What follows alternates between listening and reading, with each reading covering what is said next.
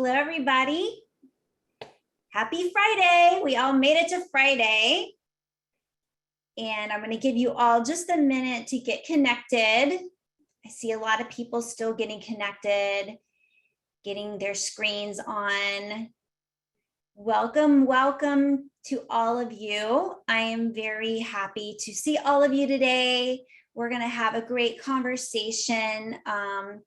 And I'm going to go ahead and get started first by just inviting you to open up your chat box, and that's where you're going to ask your questions today. But I would love to get a shout out. I love to see where everyone is joining us from. We've been getting people from all over, so it's really exciting to see where everyone is joining us from and kind of learning where people are. So my name is Anissa Mitchell, and I'm with PMD Alliance, and I'm very excited that you're with us today.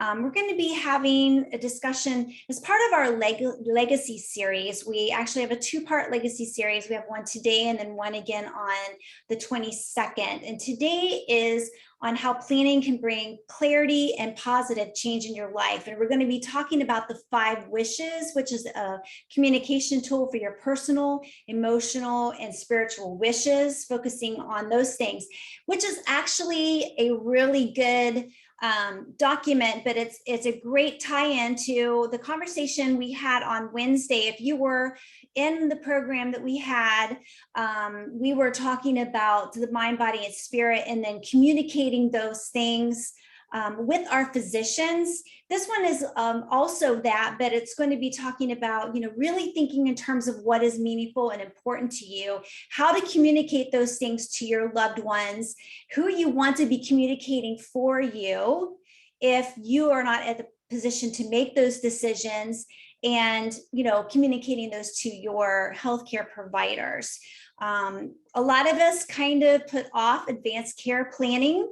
And so we're going to be talking about some of those documents today that can be addressed through the 5 wishes. And then in our next program, we're going to be doing an estate planning essentials discussion, which is going to be taking it maybe a little step further.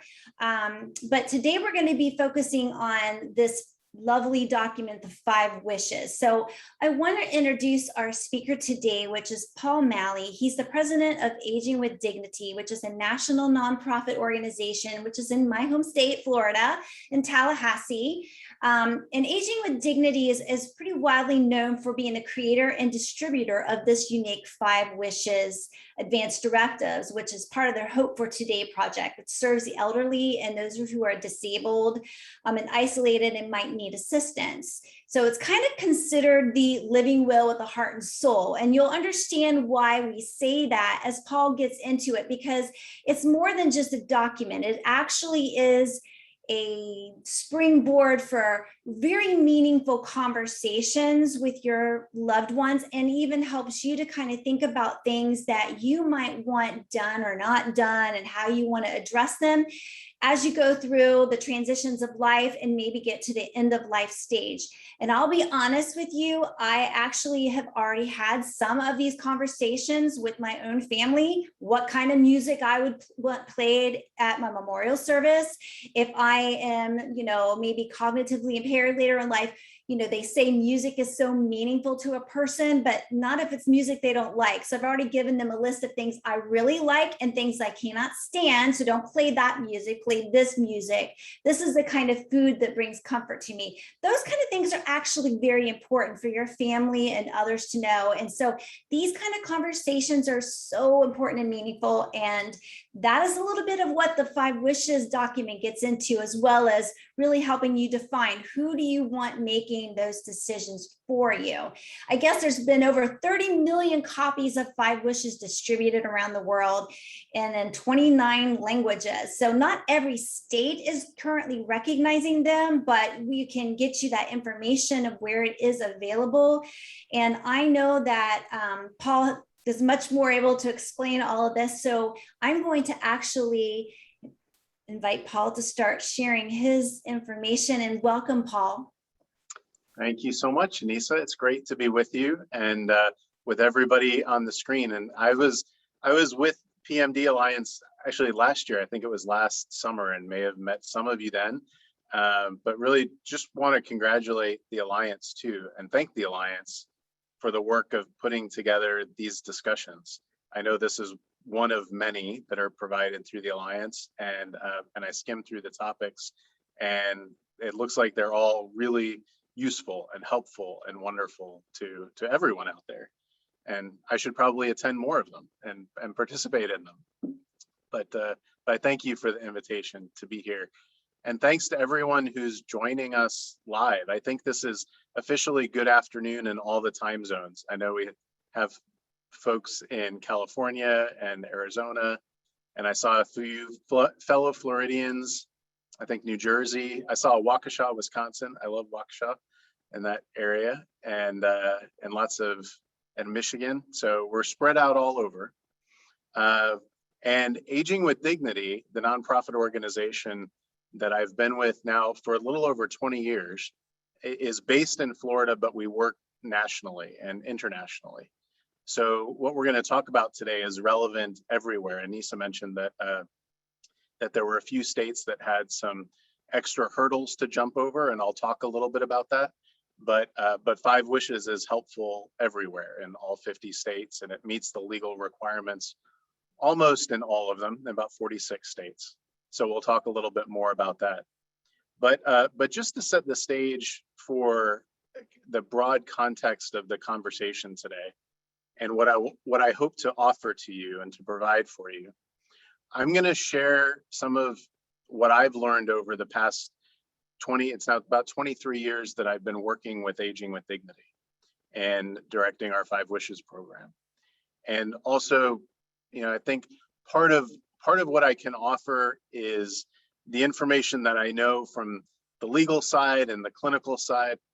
But more importantly, I think more importantly, is the information that I've gathered from the stories of people who we've served over the years, and what they've told us has worked well, and what has been a challenge. And also share with you some of my experience in my own family as well. Back when I first joined Aging with Dignity, I started working with this organization because my heart attached to the mission of the work. When I was growing up, my grandparents were already older. I was the youngest child in my family. So by the time I came along, I was 8 or 10 years old. And I remember really growing up being at my grandparents' side when they were in hospitals or assisted living facilities or nursing homes. And I saw honestly how challenging some of that was for both them and for my parents. And I also saw how beautiful a lot of our time was together. A lot of the simple time that we had together, whether it was sharing in a meal together or little things that I could do even as a young kid who didn't know any better, little things that I could do to let my grandparents know that I loved them and that I was there with them, and what a difference that made. So I'm going to talk with you today about 5 Wishes, the program that we created that helps people walk through some of these conversations. But here's what I want to say before I share some of my slides with you. And that is that I'll point to you where you can obtain 5 Wishes if you'd like to get it from our organization. But you can use this information whether you use 5 Wishes or not, or if you've already worked with an attorney and you have all of your legal paperwork done, if you've named your durable power of attorney for healthcare, you've talked with your doctor about your living will. Wonderful, that's great. You're a few steps ahead of the game. But we'll also talk more about how to go even deeper and how you can use the documents that you already have, maybe use 5 Wishes along with it, or maybe just pull some ideas out that you want to include in the conversations that you have with your family, or that you might want to add on to a document that you already have. So the bottom line is, you don't have to have 5 Wishes in front of you. If you choose to get it, we'll make sure you know how you can get it, but you can use this information regardless. So I'm going to see if technology cooperates with us and allows me to share a screen with you so that we can go through a few of these. It looks like we're in business, right? Okay. Just by simple way of background, our nonprofit organization, Aging with Dignity, it was founded back in 1996 by a man named Jim Toohey. And Jim was legal counsel to Mother Teresa of Calcutta for a little over 12 years. It was the last 12 years of her life that he worked with her as legal counsel. And he also lived and served in her homes for the dying. He was a live-in volunteer at Mother Teresa's home in Washington, D.C. in the mid 1980s. And that was a time where they were caring for men who had just been diagnosed with HIV/AIDS, often for a short time near the end of their life, oftentimes caring for people who did not have the benefit of support of family and friends nearby. So they're really alone. And I mention that because it was that experience of being by the bedside of people near the end of life that really inspired Jim to found Aging with Dignity and to create 5 Wishes with a bit of a different lens. And I think that's the lens. This is kind of the thread that you will see throughout our discussion today. And Anissa started to talk about this too, when she was talking about care preferences and comfort, and even the question of music and what types of music you'd like or not like. That all goes to what is unique about you, the things that you would want your loved ones or your doctors or your nurses to know that help you to feel comfortable, the things that help you to feel like your human dignity is acknowledged and respected. So we'll talk a lot about that, about what that means to have your human dignity acknowledged and to be treated and continue to be treated and cared for with human dignity. Oftentimes when people break that word down, dignity, they equate that with value, right? Like you're valuable, you're important, you're treated like that. Well, a lot of times people worry, well, will I maintain that throughout a time of serious illness or disability? What we dig into with 5 Wishes is unpacking, well, if you have people around you who want to honor your dignity, how would they do that? Like just practically, how would they do it? And that's the path that we want to carve. And that's what 5 Wishes sets up, is a way to have that conversation with the people around you so that you don't have to just guess. You know, you might be able to come up with a list of things that you could just write down on a blank piece of paper. But for a lot of us, it's hard. We don't know where to start. So 5 Wishes gives that framework in the format of an advanced directive. When national research has been done and asked people the question, something like this: if you were very sick, if you knew that you were near the end of life, what things would be most important to you? These are some of the top answers that many people say. They often say, I want to be at home if that's possible. I don't want to be in pain. I want somebody with me, or I want people with me. And I still want to have some control and some say in the kind of care I get. Even if I can't speak for myself, I still want to have some say in it. So that's what people often say they want. And here's the unfortunate side of the reality, is that it's almost completely opposite. Way too often, people are receiving care near the end of life in a place that they would rather not be, maybe receiving care, treatment, medical treatment that they wouldn't want if they were asked. And what we often see too is that they may be alone or experiencing pain that is unnecessary. And that's what we want to be able to help you communicate to the people who are around you. That's why we created 5 Wishes. And when we first looked at creating 5 Wishes, our goal was really simple. We did not set out to create the most widely used advanced directive in America, but that's what 5 Wishes became. And I would say not because it was our intention, but it happened that way because that's what families wanted. 5 Wishes is what families wanted. I think it spoke to their heart and soul because it asked the questions that were the important ones about comfort and dignity and what you want the people around you to know. What we also wanted to make sure, though, was that 5 Wishes met all the legal requirements in, as I mentioned, in almost all states. And we worked with the American Bar Association, legal experts there that guided us in creating 5 Wishes.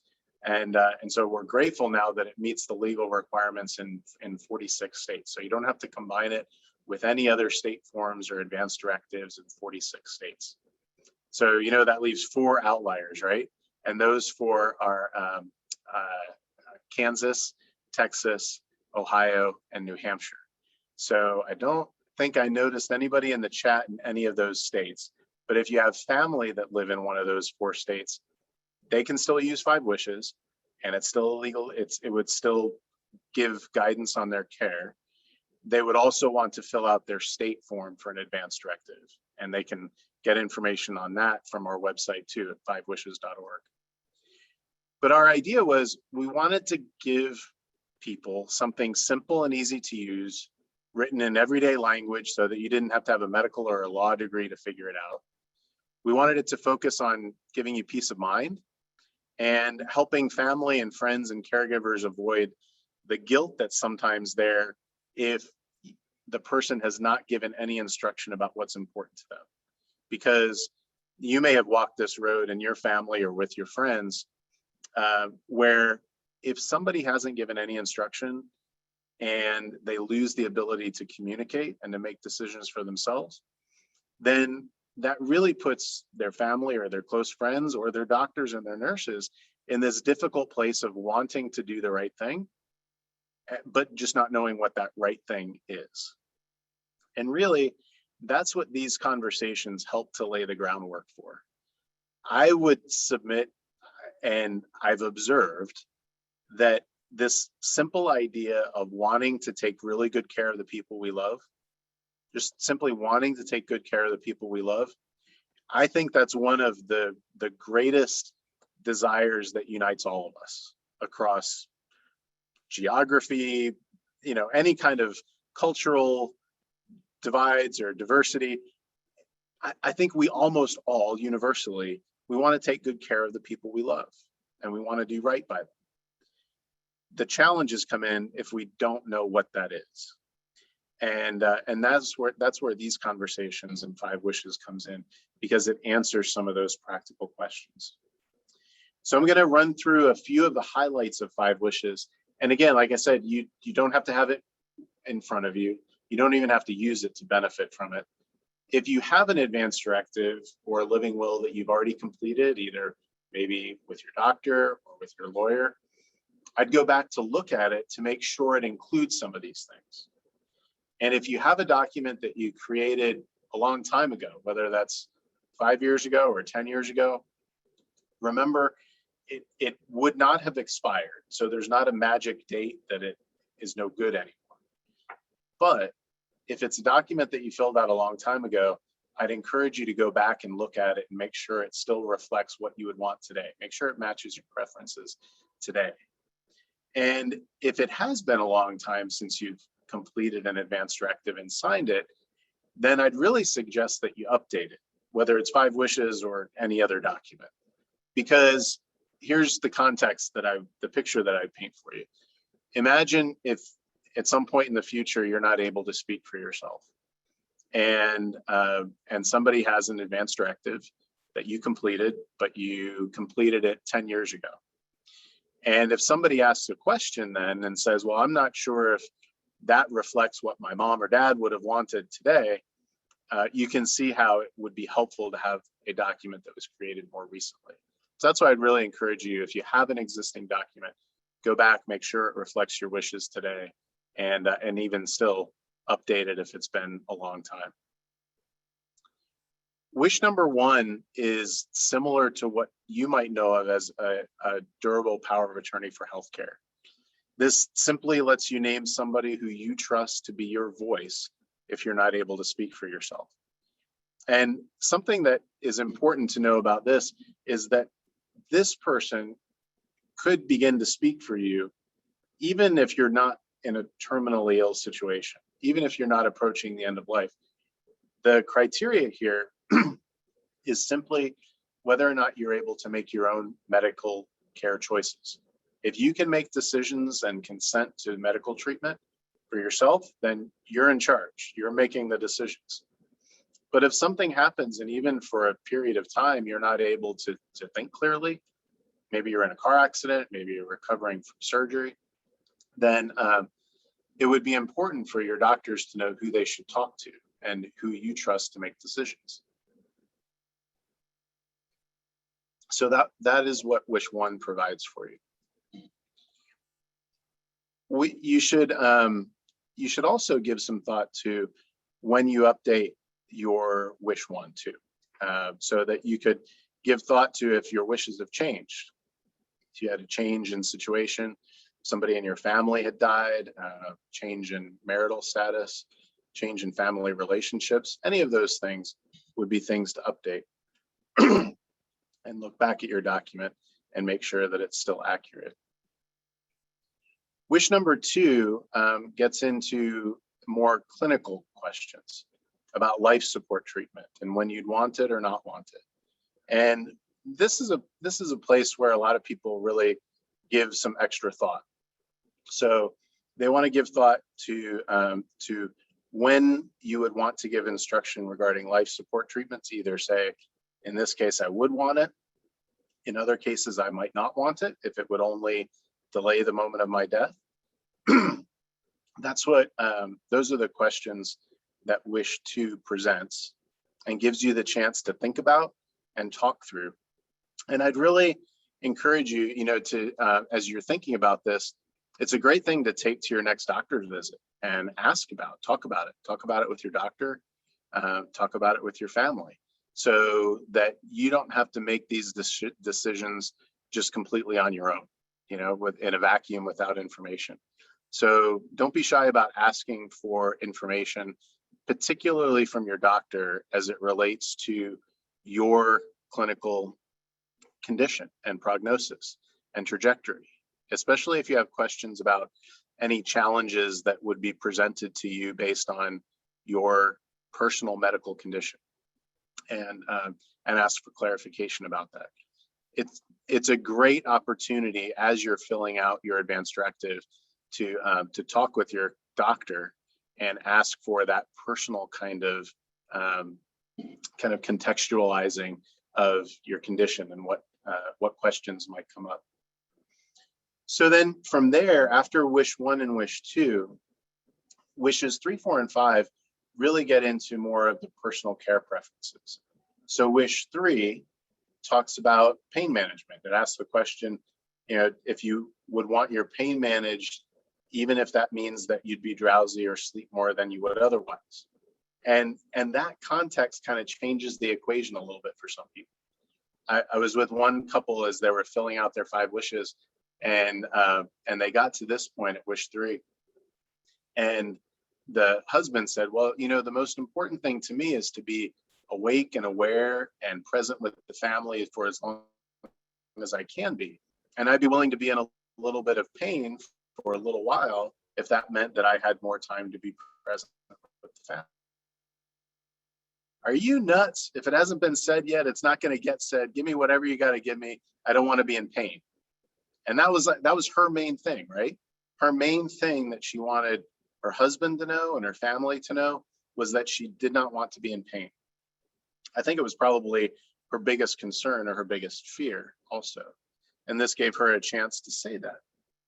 So as they were talking together, they both kind of looked at each other, and at first they were puzzled because they were surprised.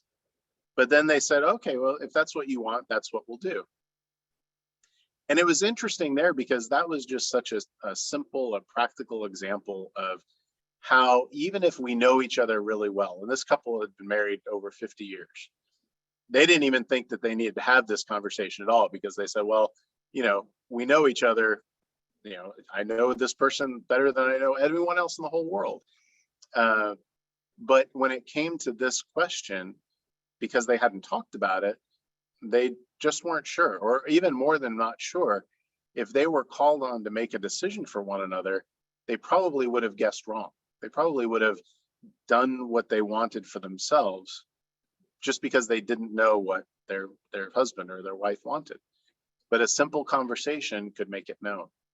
And that's the real beauty, I think, the benefit that comes from filling out 5 wishes, is that it's not only filling out and having a legal document, but it's communicating to everybody who's important around you, anybody who might be a caregiver for you, including your healthcare providers, what the blinking lights on your radar are, the things that are really most important to you. So wish 3 is about those physical comfort things. We mentioned pain management. It talks about wanting to have your, make sure your mouth is kept moist, to make sure you don't have a dry mouth, make sure you're kept warm if you like to have a blanket on, to make sure you're kept clean. And even things like, there's one bullet point there that says, I wish to be massaged with warm oils. And that gets a lot of laughs sometimes, because some people see that and they're like, oh, that sounds really nice. I think I love the idea of being massaged with warm oils. And other people read that and they think, well, I like the massage part, but I'm not so sure about the warm oils. It's an idea. So if there's something that you don't want, all you have to do is cross it out. That's the way 5 wishes is set up, so that there are ideas there, so that you don't have to pull them from thin air. There are ideas there that have been passed on to us from a lot of other people about things that make them feel comfortable. It's offered to you as a suggestion, and then anything that you don't want, you just cross it out. So I've seen plenty of people underline, I want to be massaged, and then cross out, the part about warm oils. And I remember talking about this with my mom, and my mom got to this point and she got to it and she was like, oh no, she kind of shuddered. And she said, I don't like people touching me. I went for a massage once and it was just ticklish. I don't want somebody tickling me. And I said, oh, well, that makes a lot of sense, Mom. And then I remembered that she always liked to have her nails done. And I said, well, how about a hand massage? Would you want somebody to massage your hands? And she said, oh yeah, that would be great. That'd be really nice. So I found that out about my mom through this kind of conversation. And I've known other people that have written in the margins of 5 wishes that they have certain scents of lotion or oils that they like. There's one woman in particular, and her family actually wrote a book after she passed away called Driving Miss Norma. It's an awesome book to read, Driving Miss Norma. And they essentially, when their mother was diagnosed with terminal cancer and knew she had a period of a few months to live, they rented an RV and went on a road trip and started driving around the country. And now not everybody can do that or wants to do that, but it was what worked for this family. But Miss Norma, the mother, had said that she loved lavender, and she wrote that in her 5 wishes. And I tell you, the family near the end of her life in the last week, I think they found every possible lavender thing that they could put their hands on, lavender oil and lotion and everything. And they said it was so wonderful to know that she had expressed something that was pretty simple about loving lavender. And at that point in time, they just wanted to do anything and everything to let her know that they were there with her and that they loved her. So that simple act then of getting the lavender lotion and massaging her hands with lavender lotion was the way that they could do that, was the way that they could honor their mother, grandmother's human dignity and be present with her. If they didn't have that piece of information, they might have done something different. And I'm sure it would have been fine and okay. But there was something that was, it brought it to a next level for this family, I think, that they weren't just doing something that they knew or they thought would help their grandmother to be comfortable. They were doing something that they knew that she appreciated enough that she asked for it. And those are the things that we hear about from families just over and over and over again as they contact us and tell us about kind of what a difference 5 wishes made for their family. Sometimes they tell us about the clinical decisions in wish 2 or how helpful it was to know who the decision maker in wish 1. That happens sometimes, but much, much more often, the comments that we receive back are almost always about wishes 3, 4, and 5. They're almost always about saying how much they appreciated some help, some tips, some guidance on what it meant to be a good caregiver to that person. There are lots of caregiving guides out there, lots of tips on how to be a good caregiver, how to do the right things in a general sense. What's often missing are the personalized directions, right? I'm not so much interested in what it means to be a good caregiver in general. I'm interested in what it means to be a good caregiver to my mom, what that looks like. And that's what these answers to the questions of 5 wishes wind up providing. So wish 4, if wish 3 talked about physical comfort, wish 4 puts a little bit more of the focus on how you want people to treat you, who you'd like to have around you. Sometimes people write in the margins, the list of people who they'd like with them, or sometimes a more interesting list is people who they don't want to be with them. But those are also important things to be able to communicate. You can write down that you want to have people praying for you, or not. I remember one woman said, she wrote in her margins of her 5 wishes, I want people to pray for me, but don't put my name on that sick list at church. She didn't want her name read from the pulpit to everybody in the church. She said, I don't want everybody to know my business, but I want my friends to pray for me. Well, that's important information, right? Her friends were happy to pray for her, and then they didn't put her name on the list to be read at her church, and that honored her wish. And Anissa had mentioned the importance of music. That can be overlooked, but that's an important thing. It can be comforting to be surrounded by music that is comforting. It can also be incredibly irritating to be surrounded by music that you don't like. I remember one person filling out 5 wishes. They put a star next to music and they said, I love music, but they didn't want harps or violins. They're like, no plucking harps and no violins. They didn't want that sound. So guitars were fine if somebody wanted to have a guitar or play music, but they didn't want the ethereal harps. I'm not sure why, but that was what their preference was.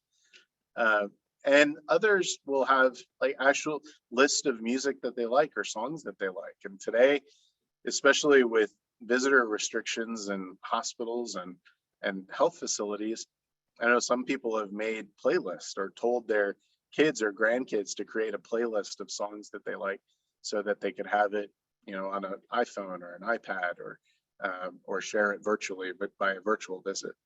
So those things are part of wish 4. Then rounding out the end of the document, wish 5 focuses on what you want your loved ones and your healthcare providers to know. And it starts with some of the most important issues of the heart, and that's communicating love and forgiveness. Simple expressions that are here that are just in bullet point format of, I want my family, my loved ones to know that I love them, and to ask for forgiveness or to extend forgiveness. Sometimes people will write in specific situations. Sometimes people will attach notes or a page or a letter to an individual and put it with their 5 wishes. All of that is fine to do. But 5 wishes is also set up so that even if you don't want to go to that level of detail, you can still convey a general sense of what you want your loved ones to know.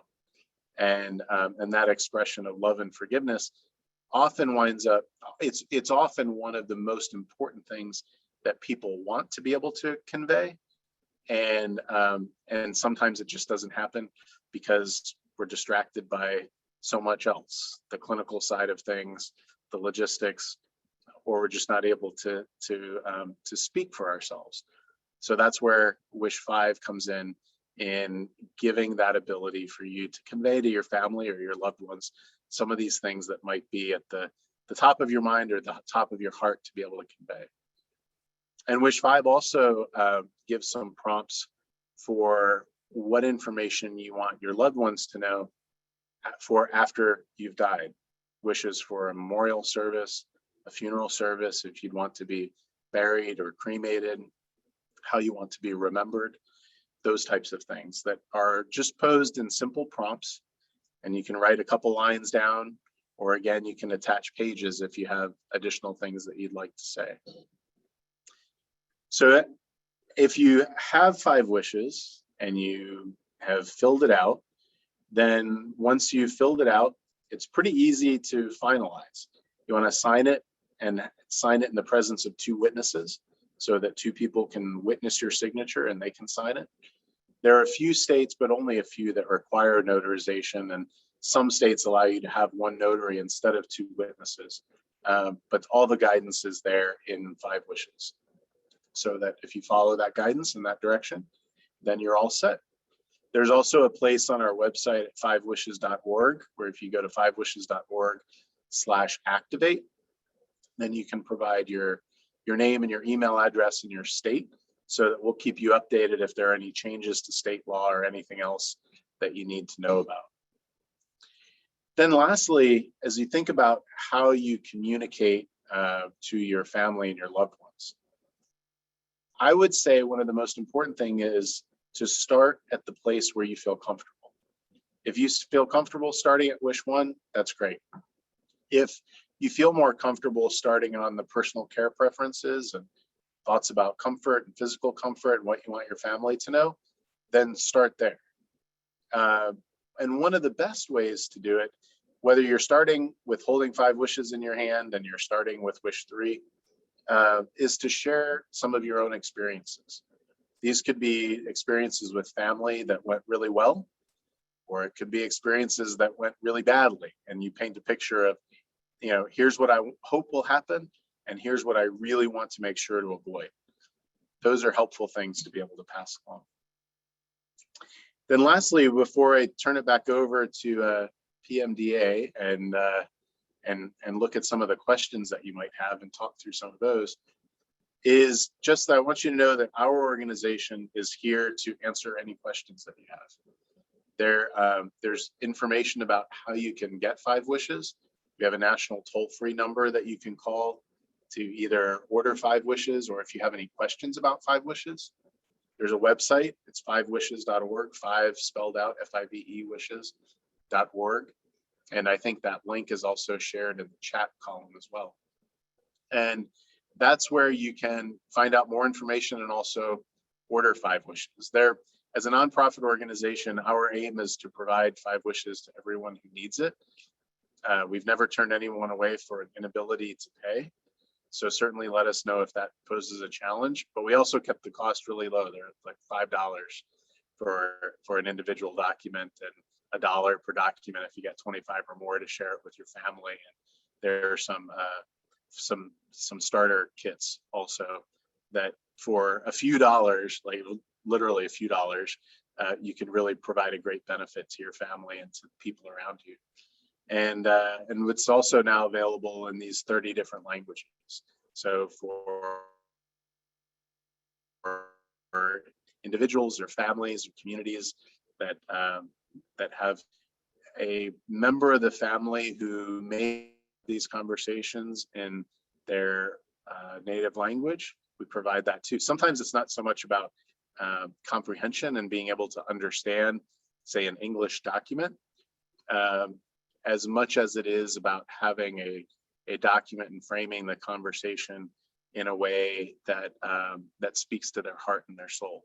Sometimes that's a little bit easier in their native language, that rather than in the language that they can understand, but that doesn't feel like the language of their heart. So with that, I'll stop my screen share so that we can go back to seeing each other a little bit more clearly. And I'll turn it back to Anissa and any questions that are jumping out. Well, yes, we do actually have a few questions. So one of them is, how often should someone, if someone's already completed a 5 Wishes, how often should someone maybe go back and review the document? Some people go back and look at it regularly once a year. I know of some people that put it in their tax file, so that each year when they go and they do their taxes, they kind of have a little tickler file of all the other things that they want to look at each year, maybe their insurance coverage, things like that. So that's one idea.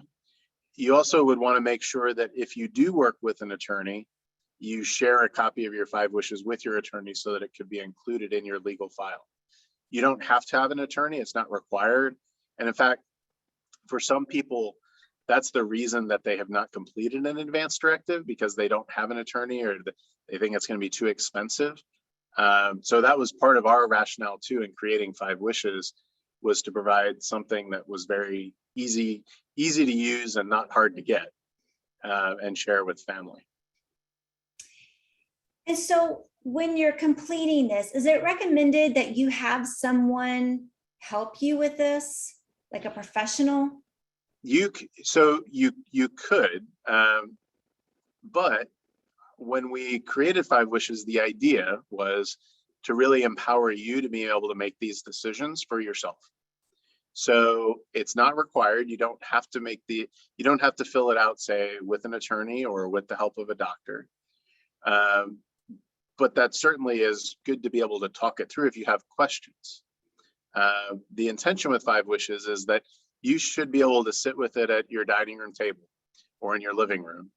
And if you'd like to talk about it with family members or your close caregivers, together you can talk through this and fill it out without having to jump through that hoop of, going into a professional consultant's office and talking through these personal items on their turf.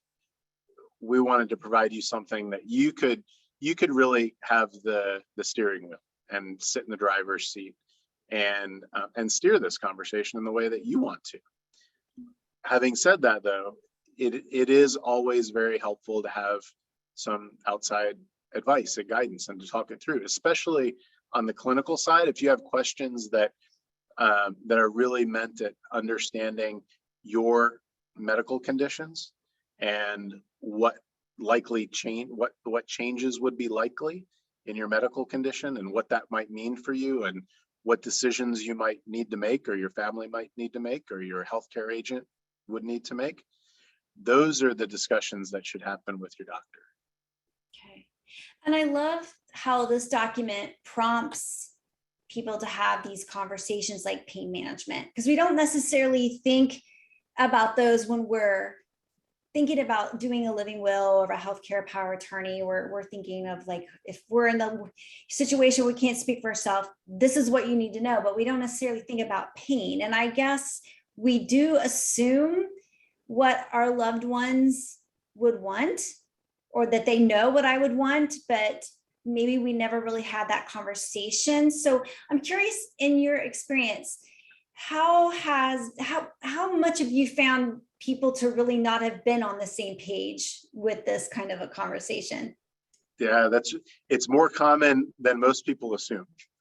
And I think, you're putting your finger right on the pulse of one of the main reasons that these conversations are avoided. Number one, I think they can be kind of bummer of a topic, right? It's not the thing that most people wake up every day and think, today, the most important thing to me is to have an advanced care planning discussion, right? But if they do, if that is in their mind and they think it's important, then oftentimes we think, well, it's not urgent today. I don't need to do this today. I don't have to have this conversation today. And then the next thing is they think, well, if my family or the people around me had to make a decision, they'd probably do okay. They'd probably know what I would want. And that's where we see that within families, when they actually sit down and start talking about it, sometimes these differences in opinion, they might be about clinical decisions. They might be about life support treatment. They might be about expectations among siblings about how decisions would be made and who would make a decision for, say, mom or dad. But even more often, it's about these personal care preferences that could include pain management or even something as simple, like I remember with my grandmother, one of the things that we knew that we always wanted her nurses to know was that she would always tell us that her feet were hot. She'd say, my feet are hot. I don't want my feet to be bundled up. I don't want to be wrapped up. I don't want to be tucked in with a blanket around my feet. And so many nurses were well-meaning. They wanted to be helpful to her, and they'd take big Afghans or blankets and kind of bundle her feet up, and she hated it. And so I remember when I would visit her each time, the first thing that I'd do before I went up and gave her a hug is I'd walk by the foot of her bed and just pick up the blanket and let her toes peek out at the end of the blanket. And she got a big smile on her face because her toes were peeping out of the end of the blanket. And those are the things that often come out in these family discussions, where if you're filling it out with 5 wishes, that's a great way to do it. But even if you don't have 5 wishes and you're thinking about, well, how would I talk with my family about it this weekend or sometime soon? Those are the things that you might be able to convey, to say, you know, if you're ever taking care of me and you're wondering the things that I really would want or really not want, here are some of the big ones, and be able to convey that to them. And you know, everything you said had my brain going off in so many different branches of that. But, you know, what you said earlier about it's kind of like that elephant in the room. You don't really want to have these conversations necessarily because you think, well, I don't really need to do it today. But that kind of mindset often leads us to put it off and to put it off. And in all reality, you know, once you've turned 18, like you really should start thinking about what you want and don't want done with you, because now you don't have a parent that's going to be in charge of taking those decisions, you know, taking over those decisions. And anything can happen to us anytime. We already know that. We see tragedies happening every day. It has nothing to do with disease or diagnosis of something. So having a conversation about what your wishes are, what you're comfortable with, what you want, you don't want, I think we should be normalizing this as a conversation that we just have in general. And you know, I think that there's a lot of people think that they don't need to designate someone to speak for them if they're married because they have a spouse. So can you speak just a minute about, you know, why they might want to take this additional step to designate someone in a document versus just saying, well, I'm married, so my spouse will be able to make those decisions for me. Sure. Yeah, and that's true. And the notion there also is that sometimes our closest family member may not be the best person to make these decisions for us. And that is the case oftentimes with a spouse, depending on the ability of the spouse to be able to process information and make decisions in an urgent basis or an emergent basis. Oftentimes families, when they sit down and talk through this, or as an individual is thinking about it, their thought goes to, well, who would be the best person who I trust to be able to gather all the information that's available and make the decision that lines up with what I would decide for myself. And sometimes, even if a person is married, the law would point to the spouse as the decision maker. But if given the choice, they might point to an adult child or one of their brothers or sisters. That's an important thing to think through, because the law does the best that it can in all states, and it is different in every state about who makes decisions for you, kind of next of kin laws. But the law doesn't know you personally. So you're the best person to be able to give thought to who in your life is the best person who you trust.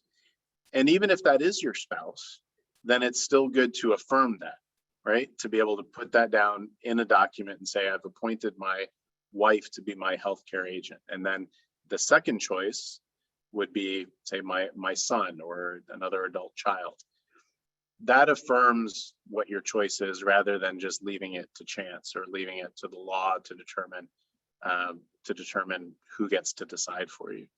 And I saw in the chat that one of the questions that popped up was about, you know, what are the implications, especially today as family are scattered and they're in different geographic locations. I live 5 hours from my parents, so I'm not right there, and that's a great question. And I think that underscores the importance of not just talking about your preferences with, say, family, even if they're on the other side of the country, but also talking about it with your doctor and making sure that there is a written record of what's important to you and that it's included in your medical record. So that, and especially because as families or friendship relationships, where if you spread out, we might not be right next to each other. It is all the more important to make sure that your wishes are documented and that it is included in your medical record. And the best way to do that is, once you've completed your advance directive, you want to make sure to bring it to your doctor. It could be on your annual visit, an annual checkup. Doesn't have to be specifically about this, but bring a copy and ask that it be included in your medical record. That way, even if you're traveling or you're out of town and something happens and you're in a hospital and they look for a medical record, they'll find this document there. And even if there's not a family member or a friend to be able to speak on your behalf, that written record would be part of your medical record. And every doctor should have a copy, right? And then anybody that you have designated in the document should always have copies of that, correct? You got it. That's right. So if you have different specialists and you're seeing different specialists, sometimes they share medical records. Sometimes they think they share medical records, but they really don't. So the advice that I would give there is to make sure that you are providing your 5 wishes to each of your doctors. I wouldn't take it for granted that because you've provided it to one, that it's in the cloud in the medical record and it's going to be available to all of them. I would provide it to each of my physicians, each doctor's office, and as you mentioned, to the people who are named in wish number 1 as a healthcare agent. Make sure that they know that you've named them as a healthcare agent, and that they also know where to get a copy of your completed document. For my parents, I will tell you, when they filled out their 5 wishes, brought it to their doctor, it was included in their medical record. My mom earlier this year had COVID. She had to go to the hospital. She came home and thankfully was okay after that. But I had a hard copy of her 5 wishes in her overnight bag that she brought in to the hospital with her.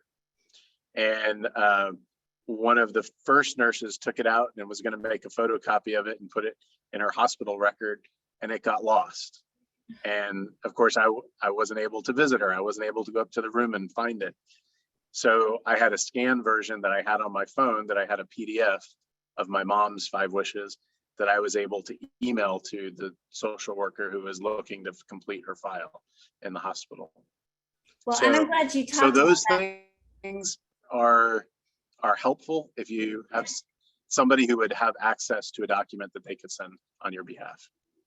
Right. So that kind of answers the question of, how do people know where to look in your medical record? So there's different ways that maybe they can protect to have it on them, maybe an electronic version on a phone, of course, copies with everyone that's designated. Any other recommendations?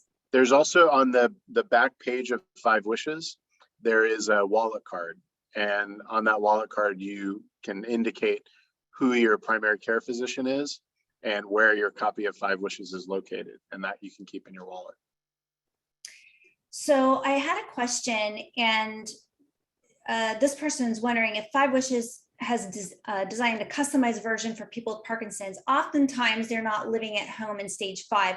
And I want to kind of say that, take that a step further, because that combines with another question of, if you've spent the time and you've written out these wishes, but then you're in maybe a long-term care facility, they may not be able to, or they may not necessarily always follows those wishes. What can we do in that? And my mom was kind of in that situation. She had Parkinson's. She had a really bad stroke. She was in a facility.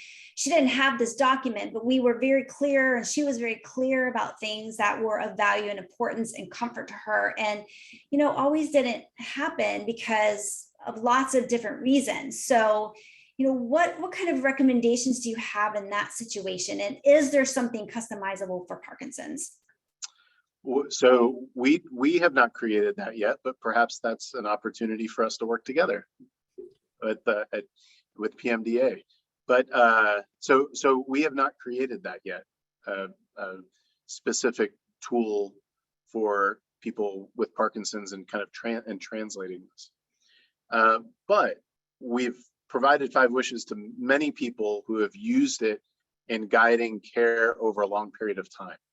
So wishes 3, 4, and 5 are not only focused on end of life care.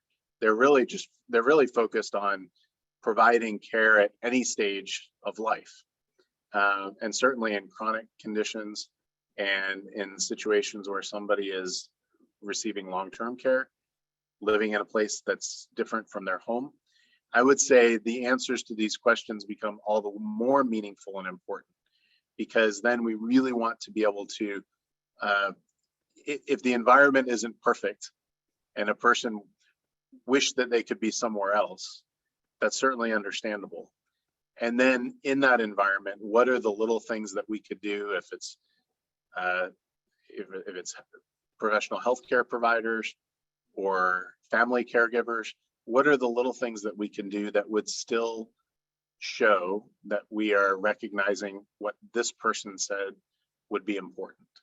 And that could be anything from music to how tight you want to be tucked in with your blanket, to, massage or lotions or manicures or those types of things that sometimes might seem trivial or little or small, but from what we hear and what I've seen in my own family, those are the things that really, they make a huge difference. And whether that's something that's provided by friends or family or nurses or doctors, professional healthcare providers, it can't be provided unless there is a trail for what is wanted or what is desired. Definitely. Well, this has been a fantastic program, and I really love learning about this tool and this document, because I really feel like it is very, very helpful for people to have these conversations. It can be really, really hard sometimes. One more question. They want to know how this would be different from the palliative care or hospice care.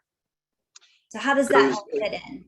It goes hand in hand with it. A lot of what we're talking about, especially about personal care preferences, these are the things that hospice and palliative care bake into their care models, right?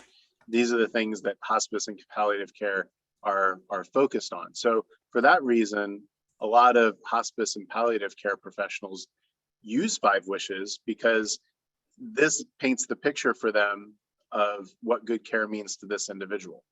And then I would say that individuals who want this type of care, one of the best resources in many communities are the providers of palliative care or hospice care. And so often what we hear from families and individuals is that once they start receiving care provided by a professional palliative care nurse or doctor or nurse practitioner, they oftentimes say, I wish that I had access to this sooner.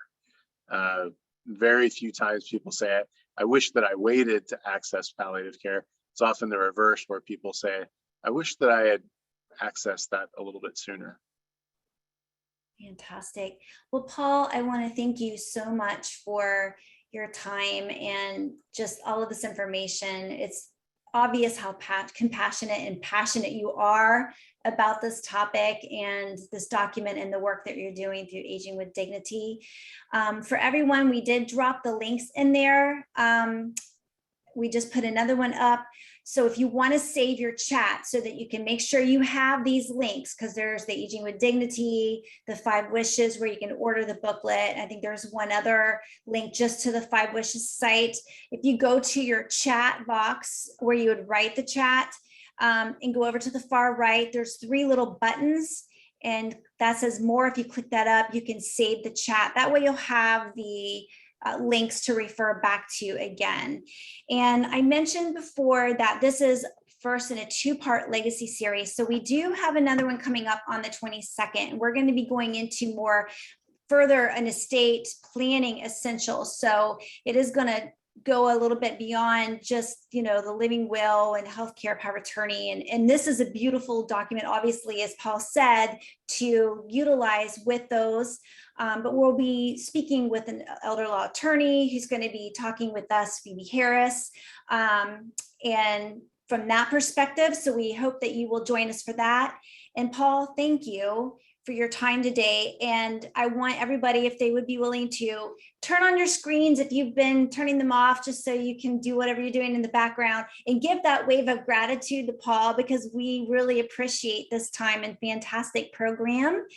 I hope everyone has a wonderful weekend. Paul, thank you. You have a great weekend. We will see you all next week. Thank you very much. It's great to be with everyone. Thank you. Thank you. Have a great day.